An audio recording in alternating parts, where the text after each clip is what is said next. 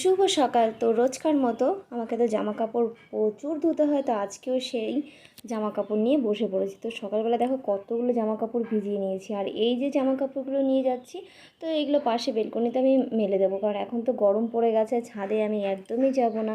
একমাত্র ছাদে যাই শীতকালে জামা কাপড় মেলতে, আর তাছাড়া আমি একদমই ছাদে উঠতে ইচ্ছা করে না। এমনি আমি গরমকালে একটু অসুস্থ থাকি বেশি, যেমন ঘুম হয় না, কষ্ট হয় কেন জানি না, গরমকালে আমার এতটা কষ্ট হয়, কিন্তু শীতকালটা আমার ভীষণ ভালো যায়, প্রিয় শীতকালটা আমার। তো এখানে দেখো আমি এই যে কালকে রাতে জামা কাপড় ধুয়েছিলাম, তো এখানে সমস্ত জামা কাপড় আমার মেলা হয়ে গেছে, আর এখন চলে যেতে হবে আমাকে অন্য কাজে। আর দেখো এখানে সমস্ত বলছে যে কটা জামা কাপড় কেচেছি সেইগুলোই, কিন্তু মানে বাড়ির যত জামা কাপড় আছে সেইগুলো না। তো যাই হোক, তারপরে জামা কাপড় মেলে চলে এসেছিলাম ঘরে, ঘরটা ভালো করে ঝাড় দিয়ে নিয়েছি। তো আরু মহারানী রয়েছে নিচে, তো ভাবলাম এই ফাঁকে একটু কাজগুলো করে নিই।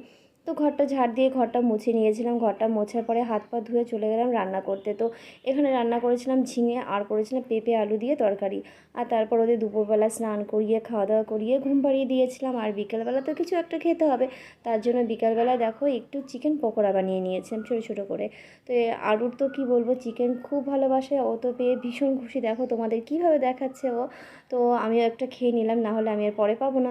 তো দেখো কী করে দেখতে দেখতে বাটিটা পুরো শেষ হয়ে গেল, আর ওদের যেন খাওয়াটাই শেষ হচ্ছে না। তো পারলে ওরা বাটিটাই কেড়ে খেয়ে নেবে, এমন একটা করছে।